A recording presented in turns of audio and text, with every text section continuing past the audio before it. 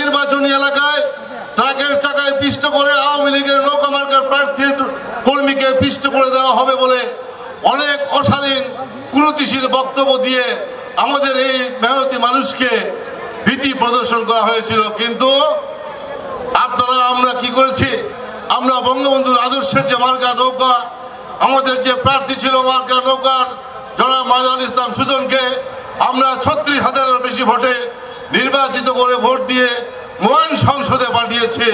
এই জন্য আপনাদের প্রতি ঈদ উত্তর শুভেচ্ছা সহ আপনাদের কাছে আমরা চিরকৃতজ্ঞ যে আপনারা জনাব মাজারুল ইসলাম সুজনকে, এই তরুণ একজন সমাজসেবীকে আপনারা মহান জাতীয় সংসদের সদস্য বানিয়ে আজকের এই সংবর্ধনা অনুষ্ঠানে সম্বোধিত করেছেন। এই জন্য আপনাদের কাছে আমরা চিরকৃতজ্ঞ। প্রিয় সাথী বন্ধুরা, আমরা ভুলি নাই, কখনো ভুলবো না।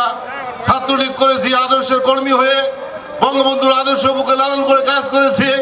বুকে আমরা তাজা রক্ত ঢেলে সেই স্বৈরাচার বিরোধী আন্দোলন থেকে অদ্যাবধি নৌকার পক্ষে কাজ করে আজকের যিনি সভাপতি রয়েছেন তিনি এই নৌকা মার্কার পক্ষে নিজের জীবনকে বাজি রেখে ৭ তারিখের নির্বাচনের পূর্বে যেভাবে নৌকা মার্কাকে সঙ্গে নিয়ে কর্মীদের সঙ্গে নিয়ে কাজ করেছিলেন, তার এই প্রতিফলের আজকের এই প্রতিভা, আজকের এই আলোক উজ্জ্বল পরিবেশ, আজকের এই পূর্ণ বিরোধী অনুষ্ঠান জনাব শফিকুল ইসলাম তার সাক্ষী রয়েছেন।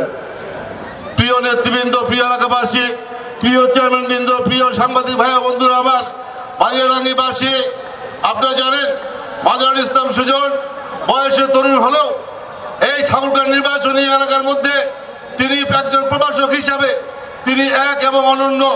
যিনি মহান জাতীয় সংসদের শুরুতে প্রথম অধিবেশনে এই এলাকার উন্নয়নের জন্য তার দৃঢ়তা ব্যক্ত করেছেন।